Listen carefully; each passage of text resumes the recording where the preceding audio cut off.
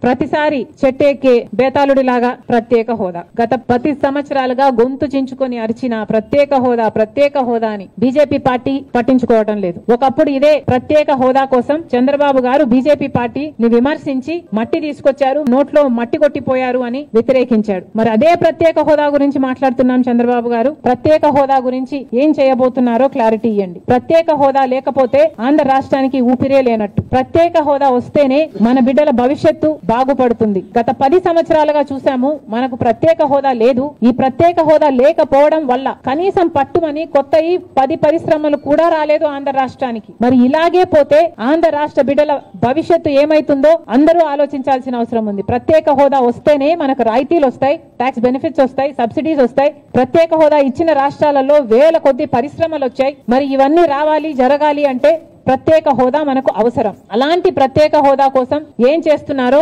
ప్రత్యేక హోదా కనీసం బీహార్ మాకు ప్రత్యేక హోదా కావాలి అని వాళ్ళ మీద ఒత్తిడి తెస్తుంది అని వింటున్నాం. కానీ టీడీపీ మాత్రం ప్రత్యేక హోదా మనకు అవసరమే లేదన్నట్టుగా మాట్లాడకుండా పోవడం చాలా దురదృష్టకరం, చాలా అన్యాయం. దయచేసి ప్రత్యేక హోదా కోసం కొట్లాడాల్సిన అవసరం ఉంది. మన ఎంపీలను వాడుకొని ఈ రోజు బీజేపీ పార్టీ అధికారంలో ఉంది కాబట్టి మన రాష్ట్రానికి ప్రత్యేక హోదా తెచ్చే బాధ్యత చంద్రబాబు గారి మీద ఉంది. ఏ మోడీ గారైతే తిరుపతికి వచ్చి 5 సంవత్సరాలు కాదు 10 సంవత్సరాల ప్రత్యేక హోదా ఇస్తాను అని మాట ఇచ్చారో ఆ మాటను ఇప్పటికైనా నిలబెట్టుకోవాల్సిన అవసరం ఉంది అని కాంగ్రెస్ పార్టీ డిమాండ్ చేస్తుంది. ప్రత్యేక హోదా కోసం కాంగ్రెస్ పార్టీ డిమాండ్ చేస్తూనే ఉంటుంది.